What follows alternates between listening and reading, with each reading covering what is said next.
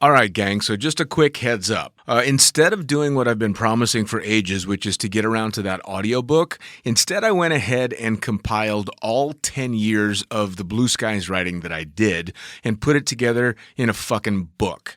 It's going to go on Amazon here real damn quick, listed as the Lunatic Fringe book. You'll be able to find it in pretty much any of the marketplaces that Amazon has. It is literally every single word I ever wrote from that magazine, and it's all put together in nice book form. You can buy it in ebook, you can buy it in paperback, and believe it or not, you can even buy it in fucking hardback. Again, it's going to be available here really, really soon. This one not only includes all the articles that were in the first fucking pilot book, but about 60 more articles. It's got 350 or so pages of some pretty funny, inappropriate, and hopefully informative shit. So check it out.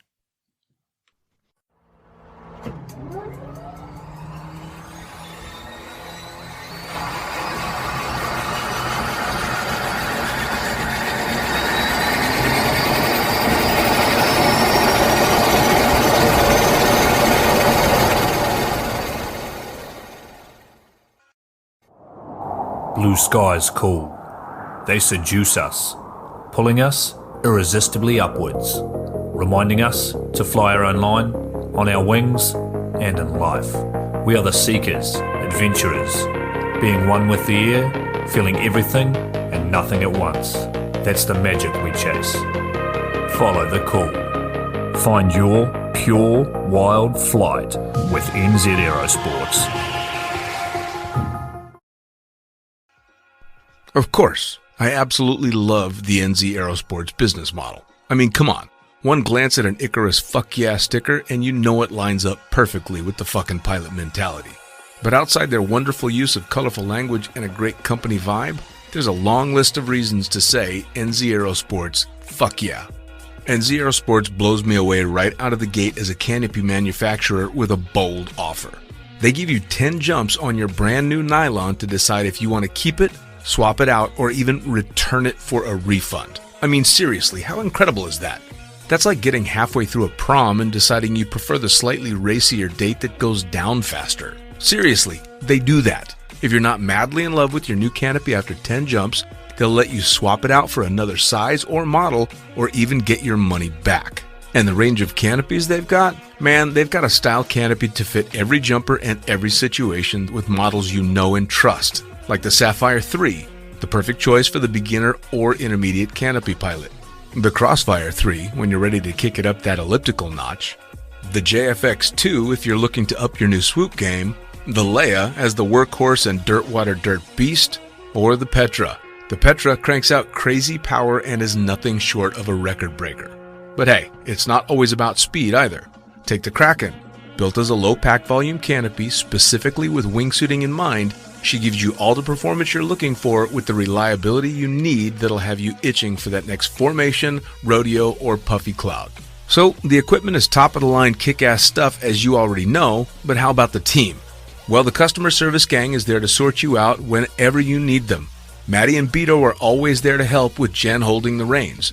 They're available for you at sales@nzaerosports.com, and they've got a kick-ass live chat tool on the website if you're wanting to hit someone up right away. These are the crew you're going to want to talk to get those custom orders in.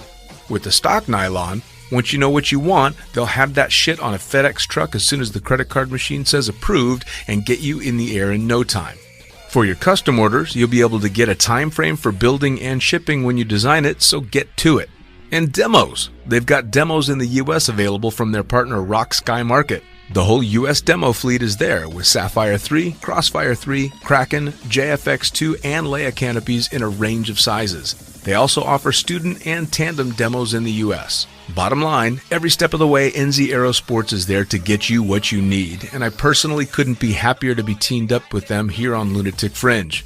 And now, time to get started with Lunatic Fringe Into the Void, brought to you proudly by NZ Aerosports. Fuck yeah!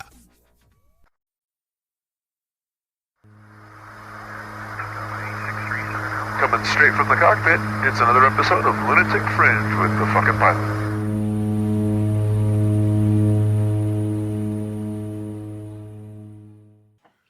Ready, set, go. Go. Back in the can for another edition of Lunatic Fringe Into the Void, and we're just going to get straight to it. Who the fuck are you and what do you do?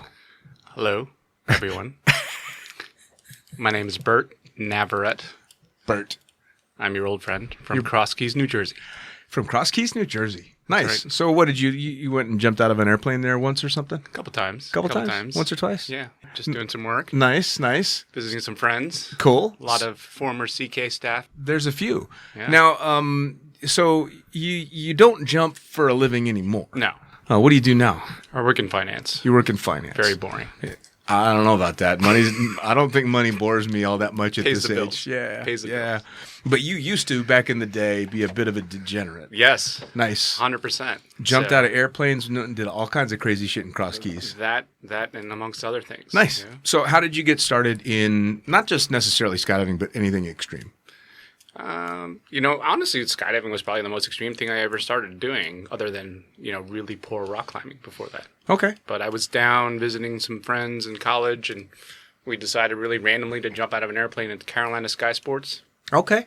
They had the Casa. Yeah. So I did my first tandem out of a Casa. No shit. Yeah. That's a kind of a pimp way to start. That's right. And then I opened up this thing called the Yellow Pages for all you young kids, this book that the phone company used to send out. Right. And you would have to look up businesses. Yeah. And I found skydiving, and it said, Williamstown, New Jersey. And I found myself in 2 trailers in the middle of a field in this small little drop zone with a porter. With a porter. Now, Did my AFF. What year would this have been? 95.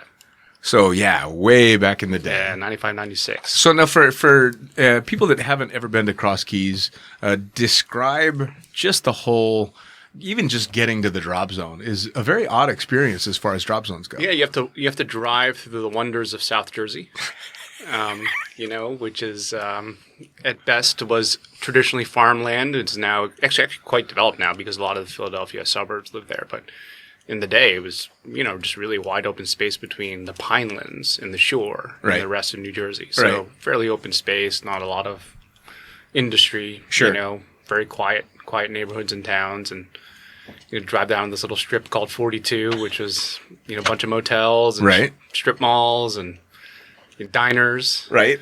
And at the small municipal airport was a bunch of trailers sitting in the middle of a field and a porter. Yep. And I did my AFF that winter. I'll never do AFF, never jump in the winter ever again after jumping that first spring, and then that following spring we moved into the hangar. So that was the sort of birth of it. Yeah. When my first experience going into CrossKeys, I had gotten the job because it was like the busiest drop zone in the States by far. That's right. That's where you wanted to work. And I managed to get the job at CrossKeys because of a name you'll know is very familiar. I was working at a drop zone in Las Vegas at the time and put in my application and name, and Edo's ended up talking to the guy I was jumping with at the time, a guy by the name of Eddie Carroll.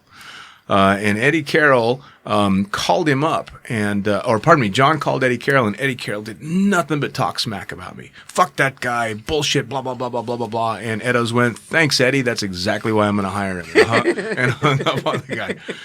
So I go to CrossKeys, and I had maps, and this is back when maps were paper. Yeah, and you had to unfold shit. And so I remember turning down Dahlia Avenue thinking I had it fucking wrong. There's no way this is how you get to this drop zone. And of course, it dead ended in the gravel parking lot that was CrossKeys. And I was coming with a kid all the way from Arizona that wanted to bum a ride with me because he was going to get a job there as well. And we set up my pop-up trailer in the middle of the fucking parking lot. And I'll never forget hearing people walking past it in the morning going, who the fuck is this guy? That's right. Yeah, and then the original building, I think, was like a machine press. Yeah. Before they turned it into like a skydiving hangar.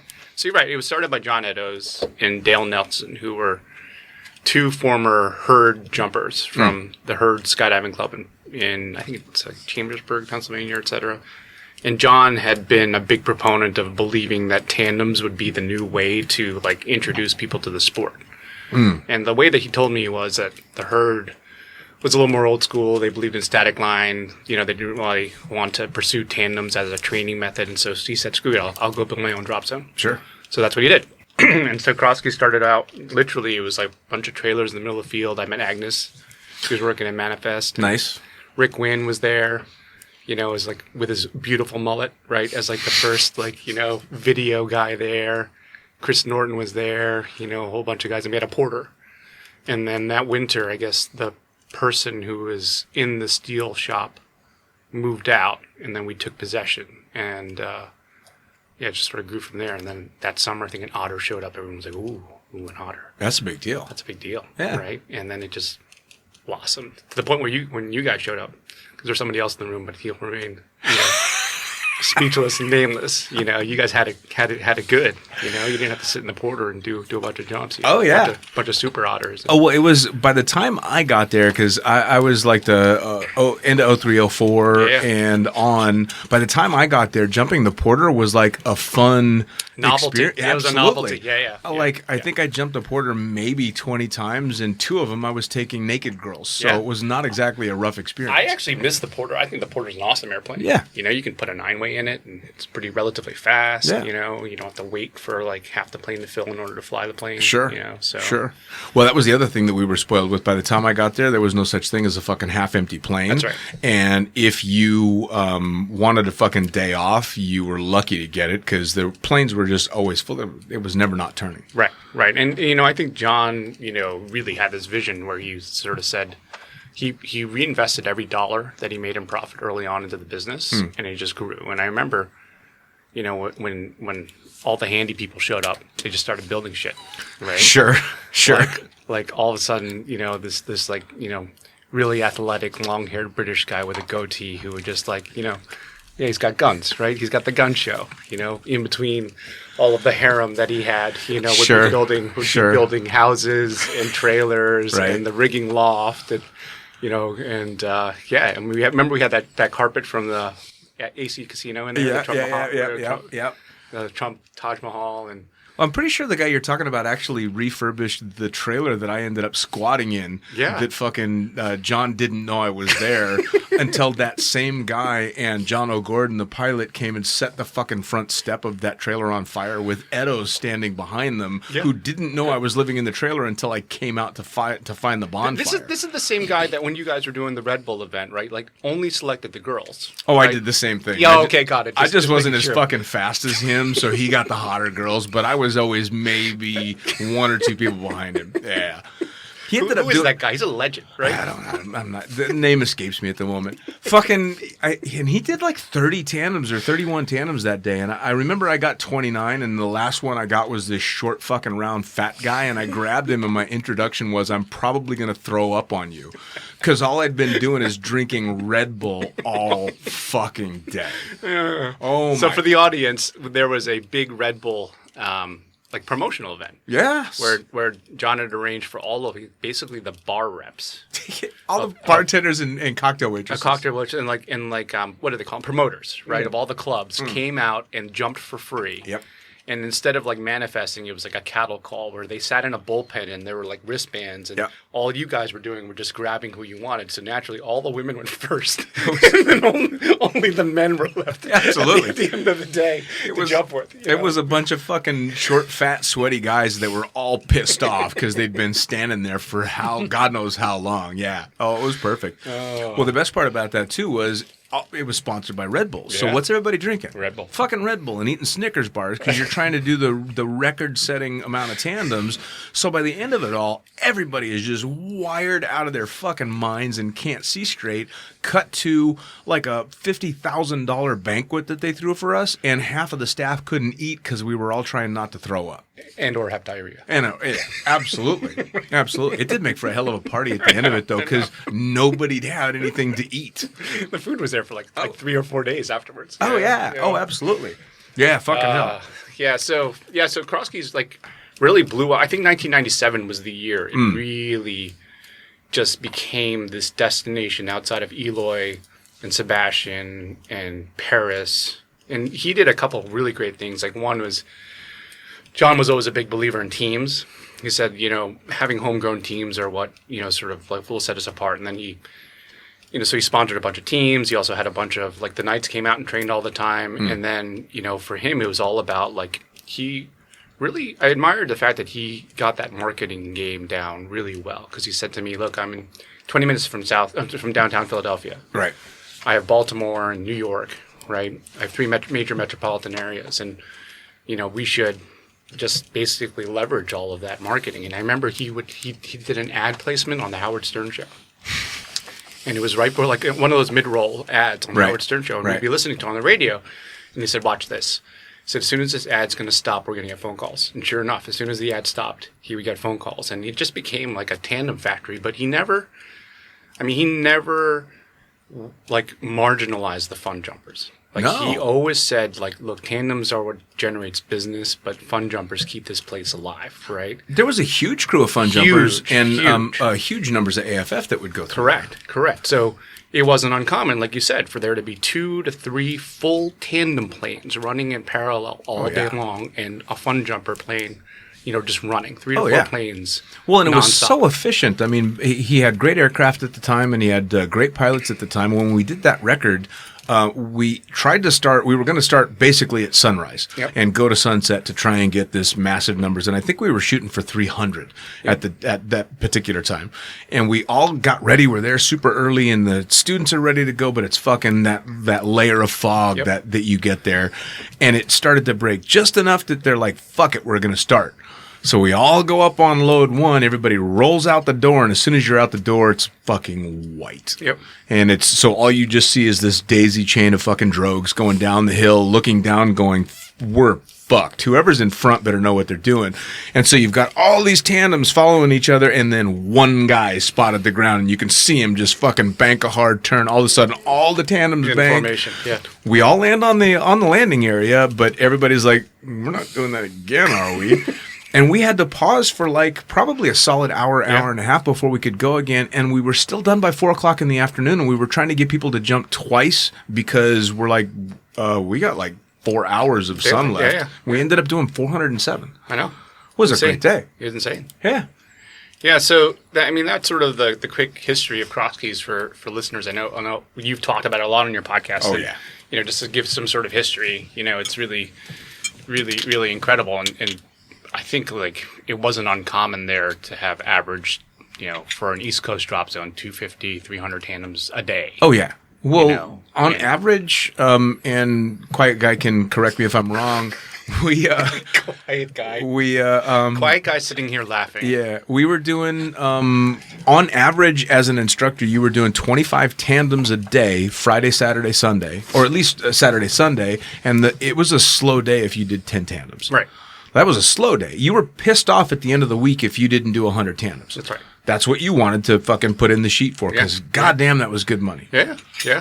And so that was sort of the birth of the drops. And he had a lot of people, repatriate from the herd. The herd, ended up moving to CrossKeys, so that generation was there for a long time. Sure. And I ended up, marrying into the family. So I married Agnes's niece, Lauren. I met her at CrossKeys.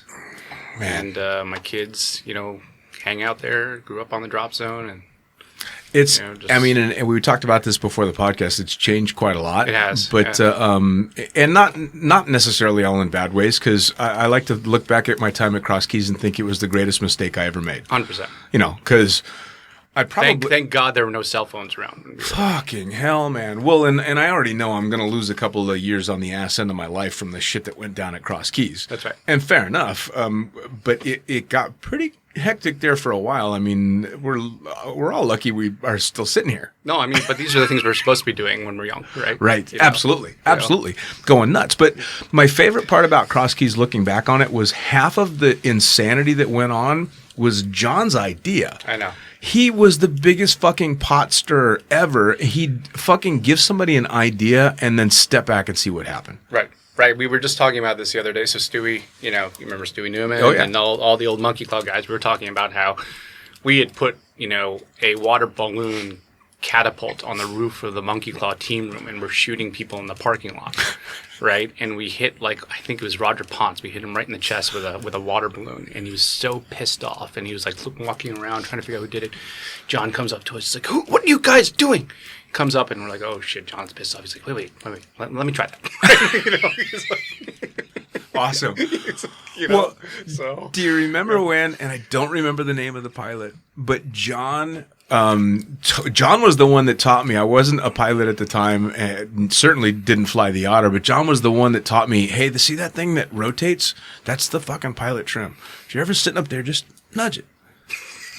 Just fuck with him, nudge it. So I'm on a load. I don't know how much longer after I had been taught how to do that and by John, and I'm fucking just nudging the rudder or the elevator trim down a little bit or nudging it back or the rudder trim or whatever. And I think it was Sarah Loesch was in the door. The door is open. We're at like, I don't know, 3,500, 4,000 feet, and I nudge it again, and he kicks the fucking rudder like a goddamn bull stomping on it and almost knocks Sarah out of the plane. Did you stall or did you... No. I just barely touched it. But he thought that they were fucking with it in the back. He thought they'd like pulled panels off and were yanking controls or some shit. Cut to, we land, and Edo's fired him. He's like, are you kidding me? If you have a real emergency, what the fuck are you going to do? You're never flying one of my planes out of here. Get the fuck out of here. And he comes to me, and I'm like, oh, shit. I really did like working here. And he walks over to me. He's all, did you fuck with the trim when on that load? And I'm like, yeah. He's all like, good job. Pats me on the fucking shoulder and walks away. And I'm like, oh, my God. Yeah. So, yeah, those, I mean, crazy, crazy days. And then, of course, you guys showed up in the 2000s, you and Quiet Guy over here. Yeah. And that was like, that was the golden age. Yes. The years of like 2000 and 2009 were just ridiculous. Every year, something new events. We did like, multiple state records, 100 ways. We were doing like Space Games showed up. Olaf came out and did the Space Games. Yeah. We had the beginning of Swoop Club. Yeah, and then the PST tour would come through. Wildwood started. I remember the first Wildwood Boogie like it was yesterday because Roger Ponce was on the first load and Rob Branch was flying, right? And so we were all out at the airport. Remember, you have to take off from the Cape May Airport and then fly over Wildwood. And so for everyone doing the Wildwood Boogie this year, back in the day before there was like actual GPS on the airplane, it was more art than science. And so I decided that the free flyers would get on the second load because I said, look, I want to figure out like what the spot is and all that sort of thing. And little Mark was on the beach and they throw the streamer out and Rob is flying and the whole time Ponce is in the back and he's saying, give me a 5 left. And Rob's like, you're not going to make it. And Ponce is like, 5 left. And Rob's like, you're not going to make it. He's like, 5 left. And Rob looks at me and he's like, okay. Turns 5 left. And the entire load lands in downtown Wildwood. Like in the streets, in the parking lot, all of that sort of stuff. And Rob turns to me and he says, I'm not going to put you there. And I said, thank you. So we go up on the next load. We all land on the beach. Everything's fine. And that whole ride back, John made the brutal mistake of getting us a keg in the party bus on the way back. Oh, no. So everyone was drunk in the back of the bus yelling 5 left at Roger Ponce. And I think he left CrossKeys after that weekend. He was so upset. Because the entire back of the bus was just yelling 5 left, Oh, dude, that's fucking awesome. They started jumping Wildwood again last year, and it's really busy. Yeah, absolutely. I just gave a shout out to Pancake, who's still out there, because I saw a video of him doing a hand cam over Wildwood. The Wildwood. I'll tell you what, Wildwood was a lot of fun, but it was a real. I have mixed emotions about that only because when I was in Wildwood in 2005, that's when Sarah and Ron died. That's right. And we got the telephone call. We were on the beach. I remember. Yes, man. And I'll never forget that because it was, who was it? I think it was Cruzy that came up and told me that Sarah and Ron had just died. And then it was, but we got to keep going. We got to put on a strong show, and we got a bunch of people here counting on us. And I was fucking devastated. Yeah, I mean, I just remember that vividly because I just landed and I was going to go pack. Yeah, and then people were telling me. Oh yeah, dude, it was absolutely fucking devastating. And I remember that was the only time I was ever proper fucking pissed that the people were like, "You need to go jump." And then I thought about it, and I'm like, all right, yeah, I need to separate the two. I'm still a skydiver. This is still what I do. And I remember we were jumping out of the Alouette.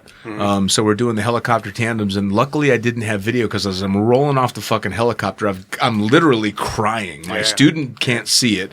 But I'm like, I should not be doing tandems right now. But I was glad I made it through the day.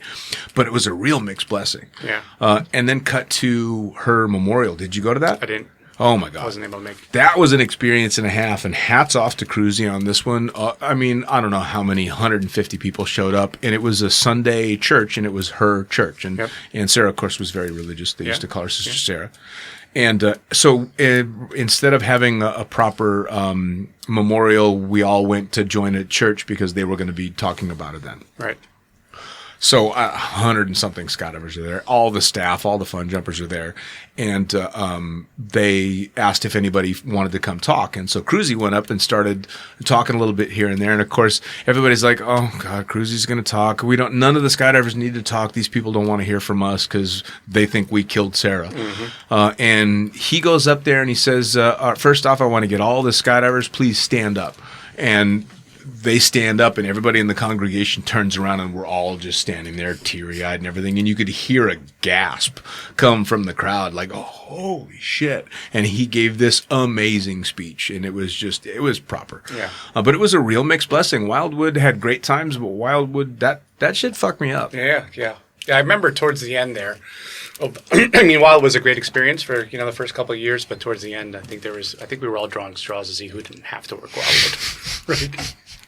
You know what I mean? Because it's just the logistic nightmare of going back and forth from the airport to the beach, packing on the beach, and like all that sand coming out, and like, wait, you guys did 40 loads at CrossKeys this weekend? Yeah. Like, why was I at the beach, right? Like, I did 2 tandems. Exactly. I missed how much money? God damn it. Exactly. Everyone was like, everyone was calling seniority to stay at the drop. Yeah, for sure. Well, in the last year that I did Wildwood, I think that 05 was the last time I did Wildwood, and coming back from there, I don't know what I was fucking driving. I think we were in one of the drop zone vans or something. But it had been such a roller coaster trip. Everybody's so on edge, and me, I'm so mellow anyway. Some guy cuts me off driving on the highway, and I chase this motherfucker down the highway with a van load of all the people from CrossKeys that just wanted to go home, like 60 miles out of the way. Just so I could fucking flip this guy off. But I mean, we're proper racing down the highway, driving like a complete psychotic maniac just to try and get next to what turned out to be a really old couple, terrified for their lives, fleeing from the maniac that was chasing them in a van. That's right. That was me. That's awesome. Yay! Yes, I mean, man, lots of big personalities at CrossKeys. I'm sure your listeners will recognize Mr. Selwyn. Selwyn Facey. That's right. Yes. Quiet guy over here. Yeah. Who can I think? Monkey Claw, we were around. CK1. Monkey, yeah. DK, absolutely. DK, Danny Kuhn. Yeah. Cruzy. Yeah. Hammer. Remember Hammer? Yeah. Eddie Carroll. Oof. Funniest moment I ever had at CrossKeys had nothing to do with anybody else. It had to do with a drawing on the wall in the restaurant done by Quiet Guy. Yes. I had just found out from Edo's that the only reason I got the job was because fucking Eddie Carroll talked shit about me. And I walk in to the first time I'm ever in the diner to get a bite to eat, and I'm waiting for the sandwich that I ordered to be finished, and I look over and there's this caricature on the wall that's really well drawn, and it's got all these characters. It's clearly CrossKeys. There's the logo, there's the smiley face that's painted and everything, and in the middle of it there's a little fucking marble pedestal with this little mini fucking Hitler. That's right. And it's Eddie Carroll, like to a T. It is fucking Eddie Carroll, and I'm cacking myself fucking laughing as I stand there.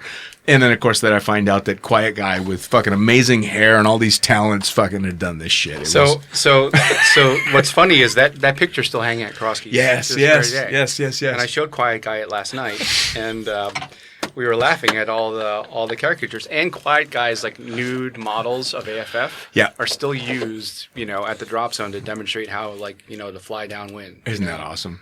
So. I'll tell you what. No, but that fucking drawing, it absolutely floored me. Now, there was, I wasn't there for it, but I've seen the video, or I think I've seen the video, but I've definitely been told the story of the backhoe that was in the landing area that the late Craig Kuski tied himself to. That's on our Monkey Claw video. So please tell me. If you search Vimeo, it's called Just Your Average Freefly Video. Yeah. So you remember there was a season. One of the seasons, it rained pretty much every weekend. like there was some like El Nino or El Nino phenomenon. Right. Where for like 2 months it rained every weekend. Right. And so like, what do you do when a bunch of people are sitting around drinking every weekend? You steal a backhoe. You take the pickup truck and deposit it into the bonfire. Yep. You then have Kusky, who, remember, he and Doug Urbany were good buddies, and we gave them the nickname Thrust and Rudder when they were going through student status. Because Doug was always a lot more conservative. I was like, oh, I don't know, it's kind of windy. I don't know, it's the conditions aren't great. And Craig would always be like, let's go. It's time to go. We got to jump. It's time to go. Right? So we called him Thrust and Rudder. And like Kusky was like wild man that summer. Like I remember he was like, he and Quiet Guy were working on the roof, like tiling, and he shot the nail gun through his foot, and he was walking around with a nail sticking out of his foot for a while. God. Yeah, and he decided to tie himself to the backhoe, and we were spinning him around like a top, and then he crushed himself into the side of the cab, and he still got up and walked away. Yeah, not realizing that when you stop a backhoe, it stops right away. Right. And that was also the summer that Johnny Nine Lives did the base jump off of the fire truck. The fire truck, yeah. Yeah. I mean, just like dumb shit that summer. Yeah. Like dumb. Well, because everyone was so bored. And Kusky was kind of famous for stupid shit. He was. Though, right? I mean, like when I met Craig Kusky early 2004, he was introduced to me by an AFF instructor named Kim Worthington, who's been on the podcast, who introduced him literally as, hey, this is Craig. He's going to be the next guy to go in. Oh, my God. Exactly. That was my fucking reaction. And Kusky fucking laughed, thought it was funny as shit, and gave me a hug. Poor guy. And, I mean, I most of the listeners won't know Kusky, but Kusky was the epitome of a dirtbag. I love the guy because he was super cool with my daughter when she made a trip out there and did something amazing for her that I was... You introduced your daughter to him? I know it. Well, accidentally. I mean, at least you didn't introduce him like her to Quiet Guy. Accidentally. Quiet Guy, that'd be the end of it. Yeah. Oh, wait. No. We'll get to that. There's a whole fucking story there. I still have a problem with that. But yeah, so Craig, I thought he was a kick in the pants, but he was fucking out there. I mean, this is a guy who got around the problem of cypress fires by taking the cypress out of his ring. Yeah, and that ultimately was his demise. Yeah, well, that and the fact that he was fucking... Somewhat inebriated. Somewhat? Oh, my God. Yeah. This is... Well, and I'll put this disclaimer out there. The dropzone did test for alcohol. Mm-hmm. If they thought you were drunk, they would make you do a swab. Now, I know for a fact that Kusky was so fucking hammered he could barely stand up because he asked me, hey, princess, could you do a swab for me? And I'm like, you go fuck yourself. But next thing you know, he's on a load. And then, of course, he nicks the basketball hoop on Dahlia Avenue with nothing out. Made a real fucking impact. I mean, you can't, all things considered, like, he went through the hoop. I mean, he did. You got to hand it to the guy. He did. Well... I mean, he would laugh if we were talking about it, which is like the dark humor in all of this, right? But like when I got back that weekend, I was like, what happened? How? Really? Yeah. I'm like, wait, rewind the fact that I'm very sad and it's a loss of a friend and, very, very funny guy, but he did what? Yeah. He went through the basketball? Yeah. Like not on the side, but like actually through the net. Yeah. It's fucking ridiculous, dude. Well, so this will, it definitely shows how new I was to the intensity of that kind of environment because Craig was the first fatality that I was like there and watching. So when I saw it, I turned to a fellow instructor named Damo, and because I heard what sounded like a fucking stick of dynamite go off. What the fuck was that noise? And I turned to Damo and he's like, that was Kusky. Instantly, I'm thinking, go help. So I race and I get in my pickup truck and I start hauling up Dahlia Avenue. And then I see the guy that he was jumping with, Frick, is sitting on the grass at Ketchup House, which was one of the staff houses. And under his reserve, just sitting there kind of looking dazed. And then I got to the driveway as the first one there. And I grabbed his wrist to try and do, just to check his pulse. And it was just dust. It was like a Ziploc bag filled with Jell-O. But then Toast came running over, and Toast and Kusky were really good friends. Yeah. And he begged to do chest compressions. Okay. All right. So he tries sweeping the tongue, but I'll never forget when he turned his head to face him so he could do breaths, his whole face just kind of went flat. Yeah. And I did one chest compression, felt the concrete on the other side and went, nope, we're done. Yep. And grabbed Toast and dragged him away. But that's sad. But while we're talking about a dead guy, peanut butter. Because I don't want to fucking finish Husky stories off without the peanut butter. If there were the amount of GoPros and cell phone cameras that existed in the 2000s that exist today, God, that place would have been shut down a long time ago. Yeah. Yeah. Oh, yeah. Like just blatantly borderline illegal and inappropriate behavior. Oh, my God. When the beer light went on after the 400 pizzas were eaten, you know, and the bonfire was flaring, that place was, you know, no bueno, right? Like... I think I learned the Irish goodbye at CrossKeys because at like 1 o'clock in the morning, I'm like, nothing good is going to happen from this point going forward. No. Right? And so for the listeners out there, it was, you know, like many practical jokes, whenever someone would pass out at the drop zone, they were fair game. And so we would do things like, what was that one Packer's name? Blonde head guy. Sergey? We would draw mustaches on him. Sure. Kusky was passed out on the back deck. Well, let's use the initials here because, like, there's some people who are still living. Sure. Okay. Yeah. They don't want this story. And they're very well respected in the skydiving community. I agree. You know, but MK. Yeah. Thought it was a great idea. We'll call him Mickey. Okay, Mickey. Yeah. You know, friendly guy. Yeah. Base jumper, kind of experienced. Sometime pilot. You know, but Yeah. So Mickey could fly. Mickey could fly, right? So Mickey decided after DK and the rest of the group to film Kusky passed out, you know, to snip his jean jorts. Yeah, jorts were big back in the day, by the way. That jorts. and camouflage shorts. Yes. That's what we all wore. And so snip it to the point where his nether region was exposed to the world. And I'm going to give a shout out to this dead guy. He was fucking hung. Yeah. Kusky had a fucking tool on him. Short guy, yeah. Right? Yeah. I remember thinking that. I'm like, Jesus Christ, I did not expect that. I expected a tater tot, and he came out with a fucking Oscar Mayer. Yeah, well, you know, he was thrust out of thrust and rudder, so, you know, good on him. But MK decided to take a jar of peanut butter, melt it in the microwave up in the rigging loft, and deposit it on the nether region. And the local drop zone dog, who, God bless her soul, would eat and drink and lick anything. Anything. Marley was her name. We can use her name. Yeah, because she's dead. You know, rest in peace, Marley. Decided to make a meal out of the said peanut butter on the nether region, which was a sight that I don't think many can not forget. I'm never going to. That's burned into my brain. And he wakes up halfway through, looks down, and he's like, you know.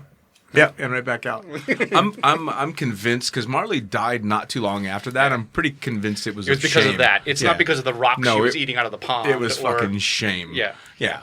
And she was the oldest, gnarliest, nastiest drop zone dog, but she was a big sweetheart, and clearly she had a soft touch because Greg didn't seem to complain. And there's no everlasting damage. Right. Yeah, it's kind of funny. There's been a bunch of people that I've really wanted to get on the podcast that have all given me the same fucking answer. I would love to, but I like my job. That's right.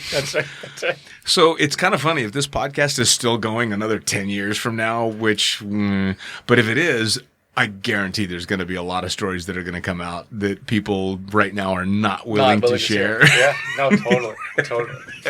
And so, you know, like...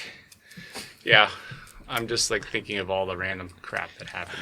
Oh, I mean, it was a wild place. I mean, I can tell one of my favorite stories of a young Selwyn showing up at the drop zone. Please. Because this is like this guy, you know, Sky Ninja, you know. Yeah. Sky God right now, lead instructor at Paraclete. You know, Right. He shows up to the drop zone in a van. He was like 18, 19 years old at the time. And in crayon, written on a piece of paper, on the back wall, it said, "License applied for."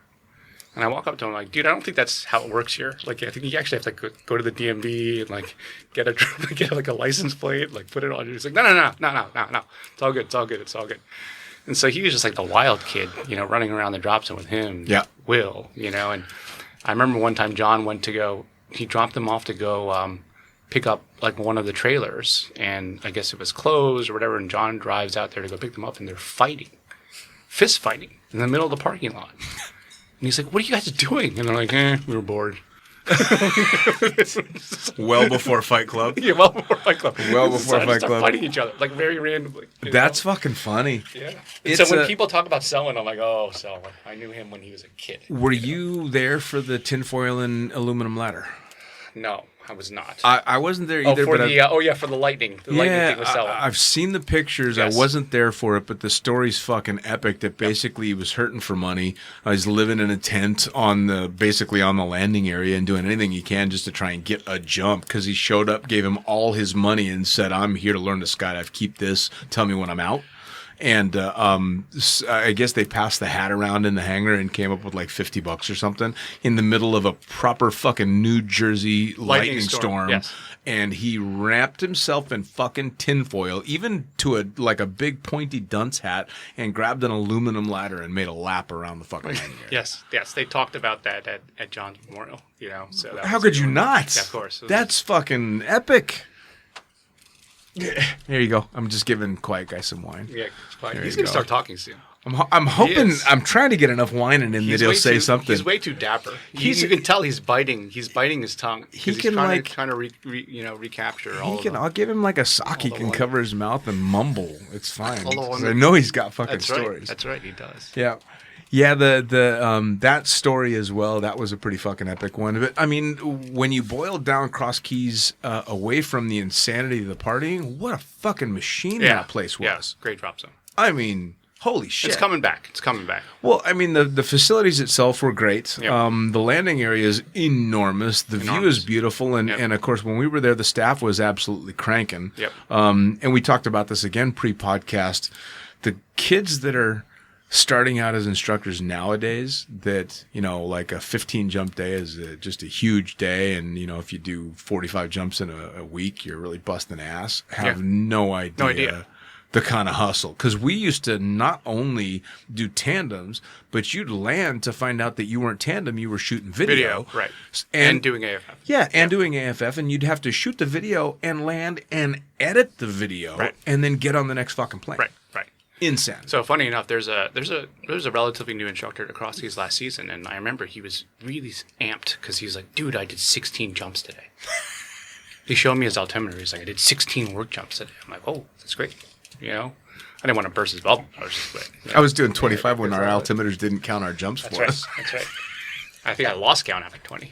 Right. So, but no, it's a credible place. I mean, like I said, John had invested so much of his every waking moment and every extra dollar of profit, and he and Agnes turned that into machine. Sure. And it wasn't. I don't know if my dog. I don't know if she's farting or what. Exactly, but it wasn't. It was a destination drop zone. Yeah. It was a destination drop zone. So as much as people will travel to Florida and go to Sebastian DeLand, Z Hills, people would go to New Jersey for CrossKeys. Sure. Well, and I'll tell you what, especially during my stint there and during the golden years, people came to CrossKeys not just because of the facilities and because you could crank out a ton of jumps and jump with all this talent, but just to see what the fuck was going to happen. Yeah. Right? I mean, it was a holy shit. Let's be honest. It's in the middle of South Jersey. Yes. Right? Yes. And if you had your choice to go to a drop zone next to a beach or South Jersey, one would automatically assume you would rather go to you the would beach. think, but not back then. People came. Oh yeah. Well, when they had just come out with Skyhook, and I'm sure I remember when they were testing it. Yeah, I don't know if you were there for this or not. I remember the demo because Kim was talking it up quite a bit. God. Egon Sussman was out there for relative work. Yep. And you had Cola was out there for PD and all these reps and everything. So they're going to go jump the Skyhook. And it was fucking Selwyn and Will. Oh my fucking God. So of course those two together anyway, how the fuck they're still alive I don't is understand. amazing. Yeah. I don't understand. And Will's like a yoga instructor now. Oh right? no, he's I've had him on the podcast twice. Yeah. He's doing fucking amazing well, living But in those France. But those two kids, when they were kids, were a walking disaster. Oh my God, insanity. Yeah. Absolutely insane. So they go up and they're going to do these jumps, and I'm going to give them the benefit of the doubt, and I believe they packed them slider down. I believe, but I wouldn't bet on that. But I was told that they packed the reserve slider down and they were going to go as low as they could. And so Egon, the fucking rep for the Skyhook at the time, is standing there watching these two coming down. And I think it was Selwyn that cut away first at like 500 feet, maybe. And of course, Skyhook being as amazing as it is, it's instant canopy. But Will, of course, they're having this chicken contest. So Will now is a little bit lower, but he sees someone cut away and he's terrified. And we talked about this on the podcast. He's terrified. He doesn't want to do it, but he's not going to let Selwyn win. So as soon as he sees him cut away, he goes to cut away, but he fucking misses the handle at first and fumbles. Cut to the picture that got shown all around, which is Will in fucking line stretch at treetop level. Yep. And I was standing next to Egon when it was going on, and Selwyn cuts away, and all Egon is yelling is, "Don't do it! Don't do it! Don't do it!" And this is the Skyhook rep. Yeah. And I had Bill on as well, and Bill was like, I was secretly so proud of that, but publicly outraged. Yeah. It reminds me of, God bless his soul, Rob Stanley. Yeah. Right? So, oh man. Rob was one of the original instructors at CrossKeys. Me. And so, Rob shows up, and I'd heard this guy was a Canadian national skydiver. He was one of the only guys to pass the AFF course in the 3 perfect jumps. Right. All this sort of thing. And like in the late 90s, they came out with the first pro ditter that would ring at different altitudes. Like it was a very revolutionary thing. And I remember having it. It was like called like the bleep or like whatever, like the quiet guy. What was it called? It was British. Come on, it's like the bleepers two something. But anyway, I was telling Rob. Wait, is it 2 and it's facing that way? I don't know. I mean, I don't think. But I remember 2. telling Rob, I said, Rob, this is like new. You can set one tone for it rings like a little faster break off, and then it rings a little bit faster for like when you're supposed to deploy, and then it flat lines at 700 feet when you're supposed to have your reserve open. And he's like, cool, right? Right. So Rob puts it in his frap hat, and I said, you want to test it out? And I said, sure. So we do a fun jump, and I dump at normal altitude, and I watch him watching his altimeter just burning it all the way down to 700 feet, right? And then he pulls, gets on the ground, and he's like, it works, I'm like, how are you alive, right? Like, seriously. Well, he was the one that swooped the fucking hangar at CrossKeys and nicked the fucking tree, and he completely collapsed his high-performance canopy that happened to just magically reinflate right before he touched down. Yeah. He was in the Cessna crash. Yep. And I've only heard stories about that one, but I heard that he was sitting in the camera seat, which basically means he's sitting next to the pilot facing backwards. Yep. They crash, the engine flies out of the plane, and he ends up getting wedged in the engine compartment. I mean, the guy literally had 9 lives. Right? And he had more like 18 lives. 18, yeah. At least. Because he banged himself up really good base jumping. Yes. You remember that in Thailand? Yeah, wasn't he jumping it was in Thailand, that's right. And he was in bad shape. And people didn't think he was going to make it through that.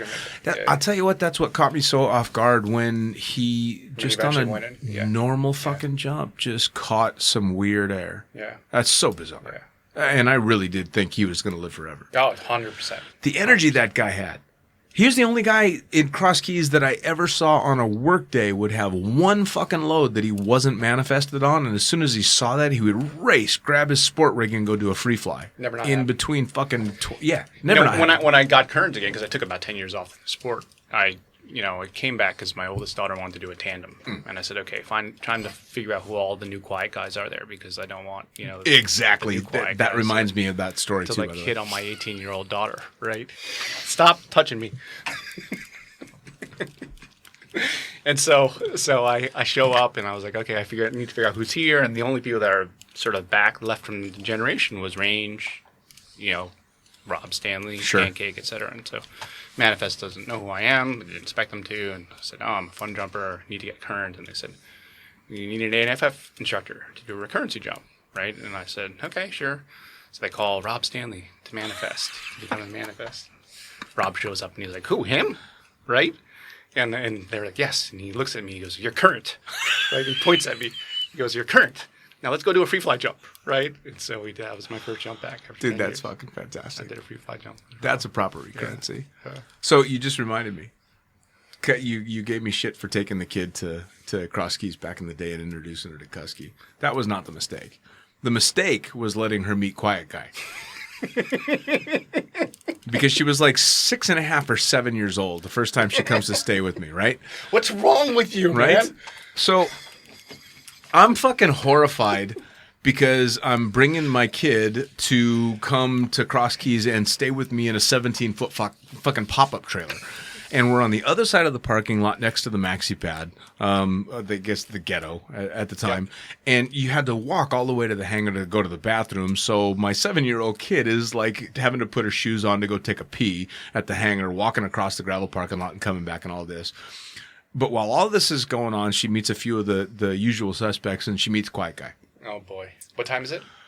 No, it was during the day. It was good. No, It was good. Well, I'm getting ready for the lead up. Maybe she saw something that she shouldn't have seen. Yeah, no. Oh my God. Bite your tongue. No, she meets him, and then we're hanging out a little bit later, and she keeps fucking talking about Quiet Guy over and over and over again.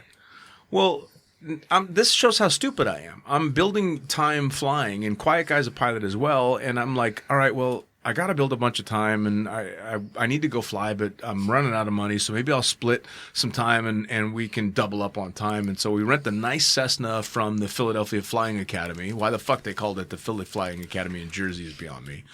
But so we rent the nice Cessna, and we fly to where my daughter lives in Ohio. The flight was actually kind of funny. This was a bit of payback for Quiet Guy because I smoked cigarettes and peed in bottles all the way there. Nice. Yeah, which he hated. But we get there and we hang out with the kid for like a day. I take my daughter flying, and we go to, I think she was playing soccer at the time, and fucking guy. Perfect hair, the whole 9 yards. Dude, of course, he's amazing with fucking a soccer ball as well. Yeah, so now build you a house, draw, and play soccer. Absolutely. So now this fucking guy that she was already talking about when she was 7, now she's like 8.5, watching him do amazing, like fucking Messi. Is that his name? The soccer guy? Yeah, doing all crazy shit with a soccer ball. Literally fucking 10 years later, so how's the Quiet Guy? Oh, yeah. Are you fucking kidding me? It's that accent, too. Right now, I guarantee my daughter's going to listen to this podcast. She knows exactly who you're talking about. Absolutely. Well, anybody that knows Quiet Guy already knows of who we're course, talking about. I mean, look at this guy. Right? He's got the hair. Right? It's ridiculous. I went to the gym with him yesterday, and I'm like, screw you, man. Right? You know? It's obscene. It's not even fair. He just keeps eating, and he doesn't gain any weight. No. He doesn't age like, at all. What's the matter with you? Half of the time, I think I'm doing pretty good. I'm like, all right, I'm 52. I'm not falling apart. Well, I am falling apart, but I'm not falling apart too bad, But the hair's getting fucking thin. The beard's getting gray. This fucking guy's hair gets thicker. And he said around the drops. I saw him yesterday at the drops. It's ridiculous. How you doing? It's ridiculous. How you doing? It's ridiculous. It's not even fucking cool, Why man. are you laughing? It's true. Hey, hand me the wine, Quiet Guy. Yeah, I need more to fucking bruise or comfort my bruised ego. Right. Yeah. Right. You want another Quiet Guy story? Yeah, sure. I've got a good one. We go to Philadelphia. He already knows what I'm going to tell. We go to Philadelphia. Now, I'm an American, clearly. In Philadelphia with 2 Brits and an Irishman. I'm not going to do well. I'm not very good with the ladies at the time. I'm still not very good with the ladies. Thank you to my wife for saying yes. We go into Philly and we go to this place that we go all the time, which was the Plow and Stars. It was this cool Irish pub. We'd go to a few different places. The Plow and Stars, a place called Continental, and a sushi bar called Swanky Bubbles. Mm-hmm.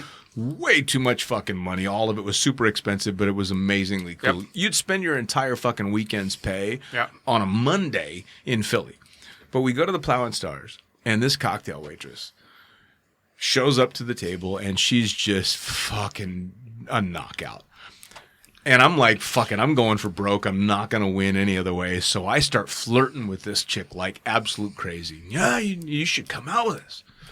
So she says, well, yeah, I get off about an hour. And I'm thinking, fucking hell. All right. I'm going to show these won one. fucking Brits what's up. That's right. America. So It cuts to it's time to fucking leave. We get up. I'm super stoked. We're going to now go to Swanky Bubbles because Swanky Bubbles plays music. We're going to have a few drinks. And I'm walking out the door and I'm super fucking happy. And I hold the door open for her and she walks out with me. And I'm looking left and looking right. And we start crossing the fucking street. And then I look over my shoulder and I look over my other shoulder. And she's 20 feet behind me standing next to Quiet Guy. You dog. Dude. We stroll on around to Swanky Bubbles, and by now I am the fucking asshole in the lead, completely defeated. Your third wheel in it. I'm done. It's over. We go into Swanky Bubbles. Fuck this place. Like, I hate this. And the DJ there. I want to say that the DJ knew us, and I had talked to him a few times, and the DJ was gay. The DJ found out that I liked Jamiroquai, so as soon as we walk in the door, Jamiroquai starts playing, and I'm like, okay, well, I know who's working here. And I'm like, all right, that's cool. At least I can listen to some good music. So we all go to sit down. He's sitting down at the table for maybe 5 minutes. Maybe 5 minutes when the cocktail waitress from the Plow and Stars, I got to go take a pee, and gets up and leaves. Now, I'm trying not to pay attention because I've just been You don't want to acknowledge the win. Exactly. You don't want to give him the benefit. No, that I've just been destroyed. So I don't notice when Quiet Guy gets up and leaves the fucking table. I don't notice this until fucking 10 minutes later when somebody mentions that they're both still gone and we all go down the stairs because they're both in the bathroom. I'm not even shitting you. What is wrong with you, man? Right? I couldn't... She bailed on me so quick I didn't even get to buy her a drink. And he didn't buy her a drink, and he's got her in the fucking toilet in the basement of a fucking sushi bar in Philly. You know, I got a funny story. Quiet Guy and I went out to dinner last night. Quiet Guy and I go out to dinner last night with one of my relatives that's here in Dubai just visiting. He asked Quiet Guy, he's like, you married? Do you have any kids? I'm like, this guy? I'm like, do you have like any idea who you're talking to? Well, he might have kids. You know? Well, yeah, true. You know? Oh my God. Walking testosterone, man. I didn't expect this to be a Quiet Guy podcast. No, but it's kind of turning into he's that. not saying anything. It's kind of turning into that. We're raising his street cred. You know? I was his roommate for the season in 2005, and we rented. So you remember where Rob Stanley used to live? In the ghetto, yes. No.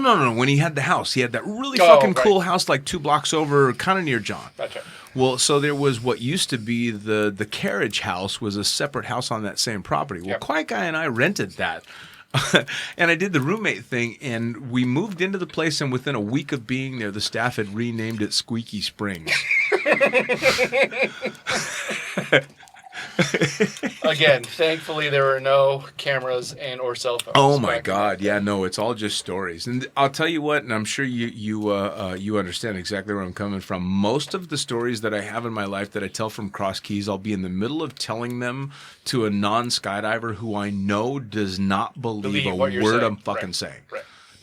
Not possible. Which is, it's great. By the way, a quick plug, I just put all 10 years of my Blue Skies magazine articles into a book, so you should go onto Amazon and buy it, the Lunatic Fringe book.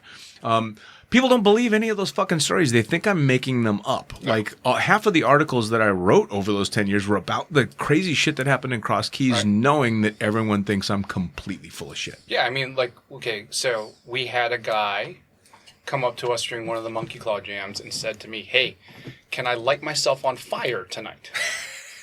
And I said, sure, man, you do whatever you want. Right? And so I walked in the back, Kennedy, because we don't know where he is, so we can actually use his real name. Right. Kennedy was a packer from Canada, so we called him Kennedy.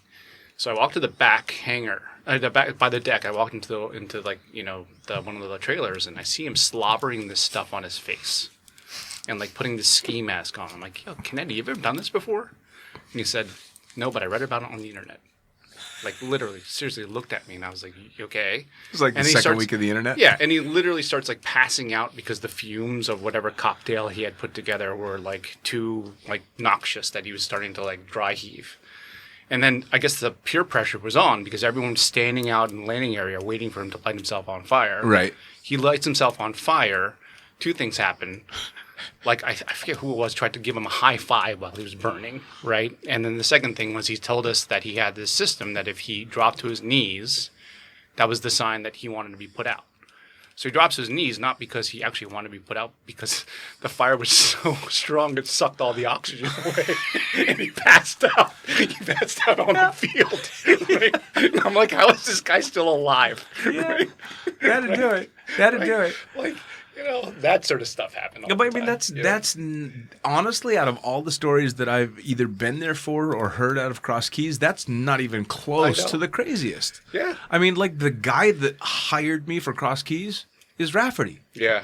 Come on. Yeah, right. Tragic story that's been told everywhere, but you still, are you fucking kidding me? Holy shit. And that drop zone only got crazier from there on. And I mean, we won't go into detail about Paul, but he basically died in a tragic car fire. Yeah, yeah. I mean, I don't know how else to put it. Like we would, there was, again, after 1 o'clock in the morning. I knew I wanted you on this spot. Nothing good happened at that place. No. Right? No.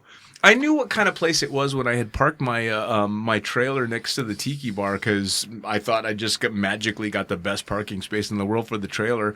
And then on like a Tuesday at 4 o'clock in the morning, I'm storming out of my trailer ready to kill whoever's been playing insane techno music since midnight, to find out that someone just had their iPod running and it was empty. Everybody had fucking left. I mean, you knew CrossKeys was going to be a unique place when they first had the Porter. I was telling you this. Rambo was the pilot, and he ran into one of the other planes, I think the Cessna, right? And it chipped a big portion of the wing off. And so instead of like fixing it, I'll show you the picture. Marcio has it in the ringing loft, because Marcio was at CrossKeys in 94, 95. They stenciled out another piece of wing from a Cessna and like sawzalled it, and then glued it to the wing on the Porter. And they were flying with it. Who was? I'm not kidding. Oh, I don't doubt it. I don't doubt it. Look at the picture. Marcio has it in his logbook. Who the fuck was the mechanic when the FAA came out and the local FSDO came out and ramp checked the Skyvan, and the FSDO guy was pointing out all this different stuff, and the mechanic, he was either the mechanic or the pilot at the time, coined an amazing phrase as this guy is just ripping into the plane, not having exit signs and this and that and the other thing. And his response was, dude, it's a jump plane. I don't know who the fuck said that, but it was fucking classic. Was it Bagel? I think it was Bagel. It could have been Bagel. Yeah. It wasn't Tom. I think it was. It might have been Bagel. Yeah. Bagel. I mean, fucking hell. I just saw Toast the other. You know what they call Toast Son? The nickname for Toast Son? No. Crouton. Crouton. I'm not kidding. Oh my god. Who was the guy that was famous for being able to find all the cutaways in the trees? Wild Bill. Wild Bill. That's right. The mayor of Williamstown. Fucking Wild Bill. He lived in the ketchup house before anyone else. Yeah. Yeah. Ooh, a lot of weird shit went down at that house. Yes. It's now nice, Dave. Is it really? The new DZOs own it. Is it really? Refurbished the inside, but it is. There are some stories in that place. Well, there's a lot of stories from that place. Speaking highly of the dead. That's right. That's right. Sitting on the back deck of Ketchup House, a whole bunch of people. We'd had a big night out in Philly, and everybody ends up back at the Ketchup House, and there were already people partying at the Ketchup House. And we, this whole crew stumbles up there, and there sits Rob Stanley on the back deck. Everybody else is drinking and getting hammered, and Rob Stanley has a cardboard box full of nitrous canisters and a cracker. And every 2 minutes or so, without breaking a sweat and never missing a fucking word of the conversation, we're just in the middle of the conversation, but never actually go anywhere. So I have no idea what it was going. But he had 2 boxes, one of fulls and one of empties, and he would just pull one out, crack it, suck it down, and throw it in the next box. Holy shit! I mean, and that was like a Tuesday. Yeah. Yeah, he was a character, man. He was amazing people, but a lot of amazing people came through that place. Yeah, a ton of amazing people. Yeah, yeah, and a lot of them have done really, really good things, and turned out to have incredible, normal, well-balanced lives. I know, it's amazing. Everyone's an adult. Look at you. It's called my kid. Your kid just won his regatta. Yeah. What the fuck? Mine's about to graduate law school. My other one's about to graduate college. Jesus, I still pee in a bottle. regularly, like all the time. Yeah. It's fucking ridiculous. I don't know how in the hell we made this amazing transition to adulthood. One of these days we're gonna have to. We were just talking about this before the podcast. Take all of those high 8 and mini DV tapes, and like send it to a service and just like get all that footage out because it's sitting in like boxes in my basement. Well, like you said, there was a lot of times that at CrossKeys you'd spend shooting video, not of skydiving, but All just the because it B-roll. was oh my the god, B-roll. probably 100 tapes worth of just insanity. All the crap. Right? All the shit that we don't actually want people to see. But at least not for another 10 years. That's right. When we're long gone. Yeah. Well, or at least officially retired and it doesn't matter anymore. Like I said, I have a feeling that this is going to be a dramatically different podcast when I no longer have a profession that I need to take care of. That's right. And fair enough. That's right. Now, we've got literally a billion different things that we could talk to, but I do actually want to take it down one notch and give a little shout out and a tribute. And I know we're going to do a proper tribute and have a lot of people talk about him, but I want to mention John. Yeah. John, unfortunately, of course, passed recently. Yeah, just over the holiday. So, Yeah. And I know, frankly, I know his kids are listening to this because I told them I was going to do this. And Awesome. So, shout out to Bethy and Jimmy and Toby and Katie. Awesome. They're definitely a big loss in the family. And, John was the founder of CrossKeys and, unfortunately passed away a couple weeks ago. And we're going to do a big memorial boogie for him March 7th. No, May 7th. It's already March. May 7th, which is effectively like the opening weekend. Awesome. So, yeah. I mean, looking back at pivotal moments and pivotal people in the sport for me, obviously, Edo's is an enormous name. Yeah. And the same for a lot of people. I would not have had the career that I've had he not given me the opportunity to come to work for him. Yeah, and John was, one of those people. He was, one of the most successful entrepreneurs I've ever seen build a business from scratch. Sure. Through blood, sweat, and tears. Sure. And just, that work ethic was tireless. And he also, Cruzy made a very good point in his funeral. He said, John had a sense of pride to give people opportunities, Sure. Despite their station in life. Sure. So it's one of the things that I always loved about CrossKeys and just in skydiving in general is it's a community where you can have the neurosurgeon and the Cuskies of the world All in one spot. hanging out and like you having this mutual respect for each other and building this community, and John certainly did that at CrossKeys. Sure. Well, he was also really big at giving people opportunities and overlooking shortcomings, knowing that there was better off. Yeah. My hothead's gotten me in trouble more than a few times, and John has pulled me to the side once and went, "You need to calm the fuck down." All right. Done deal. That was it. It was literally look, this is the deal. Do better. Yeah. And whereas most people would not do those kind of things. You know what I mean? Yeah. And so, very hard on the family, obviously, very tough in the community, but I think you'll see this when we'll record some stories on the 7th as well, but even at the memorial service, a lot of people showed up, Sure. A lot of it was just happy times and Dude, nothing telling the lightning story. And yeah. we I think Stewie made a comment at one point. He's like, "We're still going to go TP his house tonight, right?" Absolutely. Like, literally, we Absolutely. have to do that. So. It's looking back, and granted, it was there were some huge ups and huge downs in CrossKeys, and of course we had a lot of bad luck and fatalities and stuff that happened over the course of a short few years. But it's because we were really busy. Sure. Well, we were just cranking out insane numbers. Yeah. But all of my memories, looking back, especially of John, are very positive. Yeah. I mean, the guy was just fucking fantastic. Yeah. He really was. It was a real bummer to hear that he had passed, but it was a pretty spectacular to hear the outpouring of love for him. Yeah. And if I could highlight, take this opportunity, there's a foundation that's been set up for the kids. I'll send you the link for it. Please, so I can include it in everything. Yeah. That's what the majority of the memorial boogie is going to be. Is the majority of the proceeds are going to a family trust, Awesome. to provide for the education of the kids. Awesome. The sponsors have been awesome. Pat over at Sunbath got above and beyond to support, and PD and Vector and everyone. Right. Well, I mean, he had a huge effect on everybody, Knights, and right? Like everyone reached out. So. which is awesome. Yeah. I mean, he had a really positive effect on a lot of people. Plus, he had a fucking wicked sense of humor. Yeah. He was the jokester. Dude, And- the first time I ever met this guy, I'd been his employee for like 3 days. I wasn't even jumping at CrossKeys because I hadn't done my crossover to get my strong rating. Yeah. So I wasn't doing anything. And he grabs me and says, "Hey, I need you to do something for me. I need you to take this van back to the rental company. It's on blah, blah, blah street in Williamstown." I didn't realize that they had been out in that van for a bachelor party the night before. So when I climb into the van, Quiet Guy's laughing because he remembers this shit. There were probably like 500 fucking beer bottles in this thing. Yeah.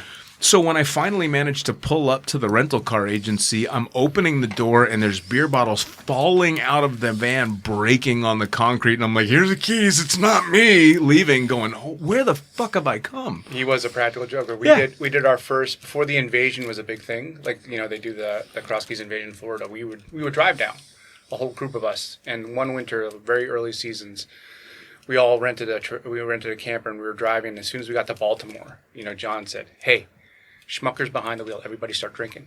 So Schmucker had to drive the whole way to Florida from Baltimore. So we woke up at 3 o'clock in the morning in the middle of Georgia, and Schmucker looks It's awesome. He's going to pass out because he's so tired. I just love the fact that he would be the one to set the plan in motion, That's right. but not actually partake. That's He'd right. just kind of step back and watch it all unfold. Right, Which right. is there was a story, something about a backhoe in the fence. Yeah, I mean, Like, there was a video of it. I'll show it to you. please. Johnny Nine Lives, driving through the fence, What- and Selwyn laughing his ass off. Whose car ended up on the picnic bench? I don't know whose car that was, but I mean, that was like, because remember, we destroyed 2 vehicles. It was a car on the picnic bench. Oh, Jack Tempe. It was Jack Tempe's. Quiet Guy was bursting at the seams for you to get that name. It was Jack Tempe, right? It was his it was like a MG. It was a MG. little That's MG. right. Yep. We put Jack Tempe's MG on the picnic table. Yeah. Well, and were you around for when the I don't know who it was, but the owners or managers of the diner at the time had pissed everybody off, so they took what was it like proper grade saran wrap and saran wrapped the entire fucking building with the and stacked the furniture on top of the building. I think they did something like that. Yeah. It was ridiculous the shit that would go on. They were just big kids. Yeah. Big Yeah, kids. Between yeah. him and MK, they were like Yeah, MK got up to some MK. shit too, didn't I mean, he? they were facilitating off of each other. Yeah, yeah, oh yeah. Well, and you never knew if MK was being serious or not. Not right. Like, That's right. I will, and he'll know who we're talking about, obviously. But I'll give him credit too. The reason I ended up starting flying again was because of him as well. Yeah. And I thought he was fucking with me all the way up until I was sitting in the left seat of a Cessna. Yep. He's like, "No, come on, we're gonna go fly over here. You're gonna go flying again because I heard you flew." What? Okay, but I was still fucking new, but I knew his reputation, and I'd already seen him pull some shit. So I'm like, this guy's fucking with me seriously. Yeah. But cut to all these years later, the reason that I'm a fucking high time Twin Otter pilot is because he put me in a Cessna way back when. Right. Yeah. Right. Yeah, that fucking guy. You just no idea. No idea. Yeah. So big, appreciate all the support and shout out for the family and for sure. Well, and like I said, I know you're gonna be organizing some stuff, and so we're gonna see if we can't put together a proper tribute for him. Yeah, we'll have I know a bunch of retired jumpers who are no longer jumping are still planning on showing up, and I'll record a bunch of Yeah, man, I would. stories. I want to just get as many John stories as I can together and put it all together in a wonderful clip. I know that the family would certainly be able to hear stories from our perspective and the respect that guy had. So it'll be amazing to hear. It'll be awesome, dude. I could do a fucking. I mean, we could still talk some more. I want Quiet Guy to say one thing. Just say hello. Just say. It's funny, and I've never understood. Why is he so shy? Because he's certainly not shy around the ladies. He doesn't have any social media. Yeah. He uses other people's social media to find out what's going on in the world. So I know he knows exactly what's going on, but he has zero footprint out there. And plausible deniability. That's what it is. For all of it. For all of it. It's all just stories. If he actually does establish a social media presence, then we'll definitely find out if he has children. All right, so here's the thing. So there was another friend of Quiet Guys and me we were going to make a Facebook profile. For Quiet Guy. For Quiet Guy, no. Yeah, because I have a bunch of pictures. I could put a proper fucking dude. social media. We were gonna do it. I've got surfer Quiet Guy. I've got military Quiet Guy. Oh, I've yes. got the full Ken doll. Oh, yes. I got long-haired Quiet Guy. I got Yeah. goatee Quiet Guy. I got all kinds of pictures of Quiet Guy. I could put a proper fucking... But I found out through the grapevine that he would be less than happy. Less than happy. Because the joking idea was we were going to make this profile and wait until it had like 800,000 fucking friend requests and then give it to him. Because that's what would happen. Yeah. Every time I've posted a random picture where he's in the background, Yeah, no one comments on. No, must exactly. You just posted one the other day. Yes. And some Larry. Quiet guy. Oh my God, how's he doing? Yes. Quiet always. guy. He still looks the same. He looks younger. That's always getting. I fucking hate that shit. Why does he look so good? Fuck that guy, man. Seriously. Fuck you, dude. Always. He looks the same. He looks even better. Oh my God. Is he working out still? Exactly. Oh, like, dude. Well, first of all, why are you a dude looking at whether a Quiet Guy's working out? Yeah, right. Like, Right. Number two. Right. Oh, I know it. No. Well, even worse is when it's in person. He's Yeah. like, wow, Quiet Guy's really been taking care of himself, hasn't he? What's he been doing? And you go, oh, he's just fucking going rock climbing every fucking weekend and all this shit. And fuck you, man. He just worked all day yesterday, and then he's like, time to go to the gym. He's fucking Benjamin Button. After the gym. After working. It's not cool. It's not cool. It's not fun. He's gotten better looking. I look at the old pictures and I'm like, he was really good looking there. And now, with the just a couple of sprinkles of gray in the beard, distinguished, right? It's like, it's ridiculous. His fucking hair hasn't moved. Look at that hair. His hair has not moved since 2004. I don't understand how you can put a fucking full face cookie helmet on and take your helmet off and it's still fucking perfect. All right, I got one last Quiet Guy story. Okay. Please. Actually, it's 2 in 1. We go to New York. First time I've ever been in New York, 2004. It's me, Quiet Guy, and John O'Gordon. Actually, it might have been 2000. No, it was 2004. But by then I was flying again. So it's 3 pilots.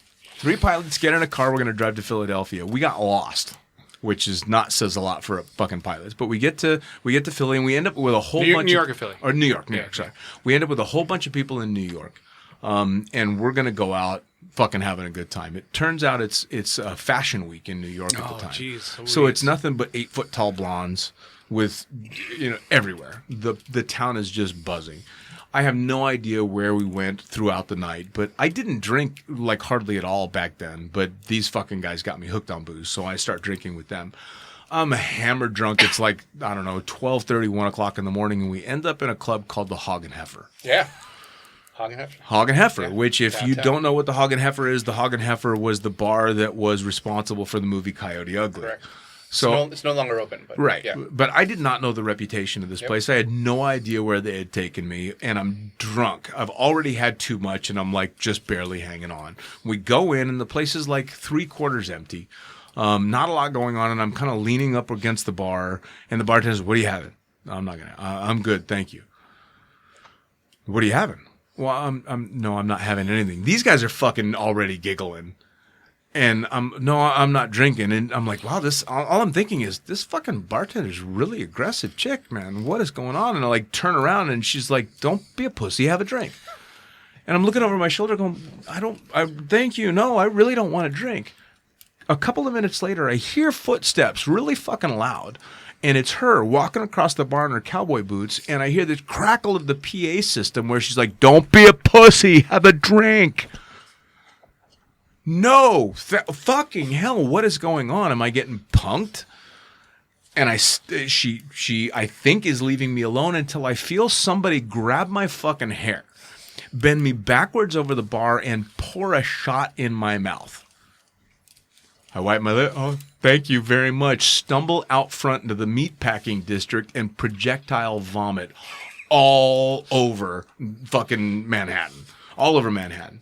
The only payback was cut to 8 hours later. I am wide awake and happy in the morning because I puked up all my booze and I want to go see New York because I've never seen it. So I'm fucking pounding these guys. Fucking wake up. We're going to go see New York. I want to hail a cab for the first time. Yeah. Nothing ever good happens with Quiet Guy. No, dude, it's just this. Although he is hosting me this weekend, so It is just this constant kick in the pride hanging around with him. Just, he's a slightly better pilot. He's a little bit better at tandems. He still has a full head of hair. It's fucking just this never-ending pounding from this guy. And he can't even be bothered to say it. Can't even be bothered to say It's proper not a hello. fucking word on my podcast. He's almost shit-faced, though. Keep drinking. You know? I know. Am I driving back home? I was trying to. Yeah, I am driving Definitely. back home. Definitely. Well, dude, like I said, we could do this for fucking hours and Seriously, hours. this is fun. Thousands of stories. We'll do it this was again. a blast. This has been a Next proper time good we'll I'll send you some old pictures. You know, we have a bunch that we collected for just the last couple of years. Yep. And, put Yep. up and Yeah. get these high A tapes. You gotta get DK on next. Oh, good old DK. DK. Yeah, I've got some off-cop podcast DK stories Yeah, for you. yeah. For sure, absolutely. He would be a good one. This has been a fucking blast. Yeah. I'm gonna cheers, buddy. Quiet Guy over here, because you can't drink, because we're getting old. Cheers, Cheers, Bert. See you, Fucking buddy. amazing, man. Thanks a lot. Awesome.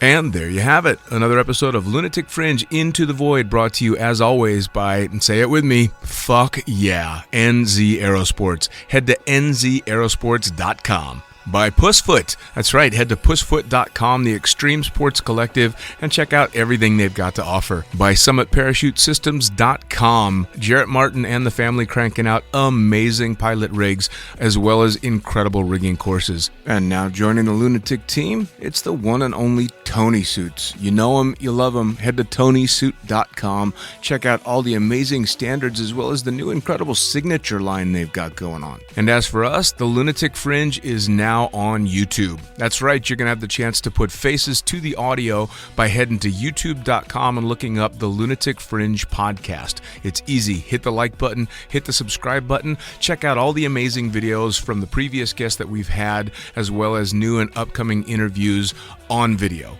As always, I am the fucking pilot. Head to thefuckingpilot.net or theprincesspilot.com. Thanks for joining. We'll see you next time around.